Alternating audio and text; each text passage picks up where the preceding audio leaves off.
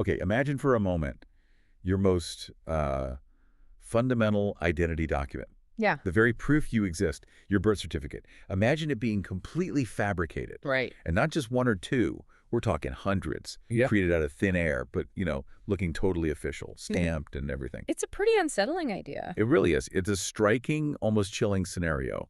Makes you question things, doesn't it? Well, that exact situation is the heart of our deep dive today. We're focusing on a recent large-scale cyber fraud case from India. A huge number of fake birth certificates were issued. Yeah.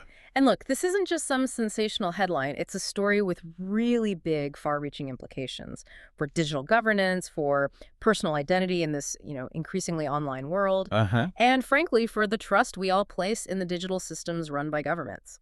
So, our mission today: unpack the details of this breach, understand its scale, and explore what it means for you, drawing straight from the source material we've looked at. And you've really hit the nail on the head there, because this goes way beyond just a piece of paper, doesn't it? Absolutely. What we're really looking at here is a serious crack in the very foundation of trust in digital systems, especially the government ones, when official credentials can be compromised and then used to make official documents from inside the system. It doesn't just mess with a database, it undermines the whole digital structure of the state. That's a scary thought. It is. And the key thing here, for these distributed systems, which many government services are, a single weak link, maybe at a seemingly small local level, can actually cause nationwide problems. These vulnerabilities, they have real-world consequences. Far beyond the document itself. It impacts everything, really. National security, people's everyday trust. Okay, so let's dig into how this actually started. The core event, based on our sources, it happened incredibly quickly, very precise, all within just a few days. Right. Between August 15th and 18th last year. That's the window. A critical identity got compromised. Specifically, the official ID credentials of Nagendra Singh. He's a Panchayat Secretary in Buxar village. That's in Aligarh, Uttar Pradesh. His credentials were hacked.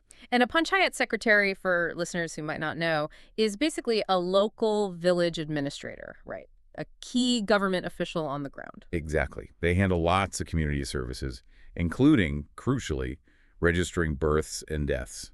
Sort of the front line for official records. Got it. So Nagendra Singh's credentials breached.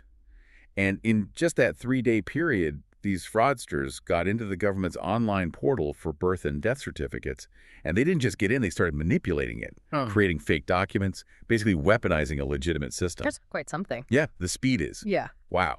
How quickly something critical can be turned against itself. And what's really fascinating here, based on what we're seeing, is that this probably wasn't like a crude brute force hack, like just guessing passwords over and over. Right. No, this seems much more sophisticated.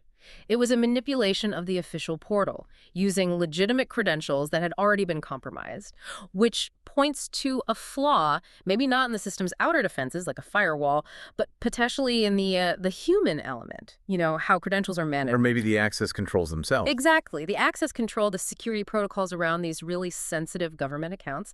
Maybe someone tricked Nagendra Singh, a phishing email maybe, some other kind of social engineering. Seems likely. Because that bypasses a lot of the usual digital defenses. The system thinks it's a legitimate user. And the goal, well, the motive seems pretty clear: create official-looking documents from the inside.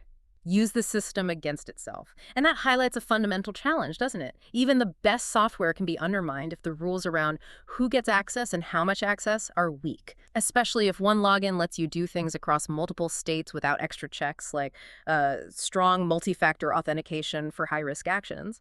And this is exactly where it blows up from just a local problem to something much, much bigger. A national issue, really. Yeah. The scale, when they finally put it all together. Yeah. It's just staggering. This one breach led to 597 fraudulent birth certificates being issued, unauthorized. Almost 600. Nearly 600 fake identities, poof, just created. But it wasn't just in one place. And this, I think, really shows how bold and organized this was. Yeah. The geographical spread. It wasn't limited to Uttar Pradesh where the hack happened. No, these fake certificates popped up across 10 different states. 10 states. Yeah. 10 states. Just listen to this list. Yeah. Uttar Pradesh, obviously, but also Bihar, Assam, Chhattisgarh, Andhra Pradesh, Chandigarh, Haryana, West Bengal, Tripura, and Jharkhand. That's That's extensive. It really is. And Yeah. looking at the numbers, Bihar got hit the hardest, 213 certificates there, especially in districts like Darbhanga, Bhagalpur, Buxar. Yeah. Back in Uttar Pradesh, Basti district alone had 66 fakes. Yeah. You've got Assam with 43, Andhra Pradesh 23, Chandigarh 19. Significant numbers across the board. Yeah, and even the other states, Haryana, Tripura, West Bengal, Chhattisgarh, Jharkhand, they all had some, scattered across different districts. And here's something else, they didn't even stop there. They tried to make another 150 certificates. Yeah. Thankfully, those couldn't be approved. Right. But it shows they were pushing it, right, trying to max out whatever access they had. And if we connect that to the bigger picture, well, that multi-state operation strongly suggests this isn't just some opportunistic hacker working alone. No way. This points towards organized cybercrime, a network. And that scale, that coordination, makes tracking them down, prosecuting them way more complicated. You're dealing with different police forces, different jurisdictions. Yeah, a logistical nightmare. Exactly. And the technical skill involved, generating certificates for 10 states using just one guy's login. That suggests they really understood the system. Or maybe they understood the lack of tight connections and security between the different state systems. It really highlights a potential systemic vulnerability, where one compromised account, maybe even a relatively low-level one locally, can be used to cause chaos across state lines, maybe even nationally. It's like finding one unlocked door that gives you access to the whole building. Precisely. And think about the architecture. If a local secretary's login gives enough power to create what are essentially national identity documents, and if there isn't a strong second check, especially for issuing things out of state, well, it becomes a very attractive target for organized crime. The sheer number of attempts, too, over 700 if you count the failed ones, that doesn't sound like just hacking. It sounds like an operation geared up for, industrial-scale identity fraud. Okay, but let's step back from the numbers for a second. Yeah. Because nearly 600 fake birth certificates. What does that actually mean? For you, for society, it's easy to get lost in the stats, but what's the real impact? Right. Who uses these? Is it just small scams, or is this something bigger? And that's a vital question, because a fake birth certificate, it's not just a bad document, it's a foundational key. It can unlock a whole chain of illegal activities. Okay. I mean, sure, someone might use one for simple benefit fraud, which is bad enough, stealing resources. They're claiming benefits they aren't entitled to. Exactly. Housing, education subsidies, whatever. But the volume here and the spread across states, that hints at something much more serious. Think about it. A birth certificate is often the first step to creating an entirely fake identity. Right, like a domino effect. Exactly. Get the fake birth certificate, use that to get maybe a passport, a driver's license, open bank accounts, apply for loans, maybe even set up fake companies. This completely fabricated identity can then be used to just disappear or operate under the radar.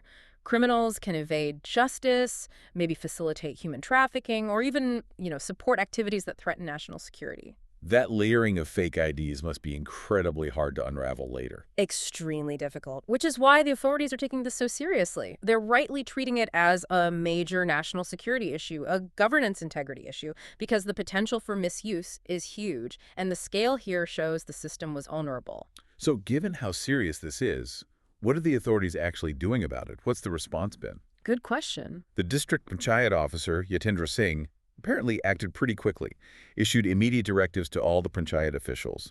Standard procedure, hopefully. Yeah, basically telling them, strengthen your passwords, and crucially, do not share your login details. Seems basic, but maybe necessary. Absolutely necessary as a first step. And on the investigation side, the superintendent of police for rural areas, Amrit Jain, confirmed a cybercrime inquiry is underway. Legal action will follow once they have the full report. Right. But a show is telling people to use better passwords really enough. Yeah. When you're up against organized crime, that just showed they can exploit the system like this. That's the critical point, isn't it? It gets to the core of the challenge. Look, immediate steps like better passwords, reminding people not to share logins, they are absolutely vital. Basic cyber hygiene. Yeah. But they're often a tactical response to what is really a strategic problem. They're necessary, but they're not always a complete shield against a determined organized attacker. So what else is happening? Well, on the technical front, the digital forensics teams are digging in. They're analyzing IP addresses, phone numbers linked to the fraud, and apparently they've already identified several mobile numbers the perpetrators used. But that's promising. It's a significant step, yeah. Helps track them down, understand how they operated. But think about actually implementing those password directives across thousands of Panchayat secretaries all over India. Huge task. It's a monumental task. Hmm. Means ongoing training, enforcement, constant vigilance, especially when digital literacy can vary so much across such a large workforce. And from a more critical viewpoint, this whole incident just underlines the growing challenge of cybercrime targeting these digitized government systems. It's not a one-off, it's a constant battle, an arms race. Between the protectors and the attackers? Exactly. Governments need to move beyond just reacting. They need to invest in stronger security architectures. Things like strong multi-factor authentication for all accounts with high privileges, not just some. Sure. Maybe adopting zero trust ideas where every access request gets checked, doesn't matter where it comes from.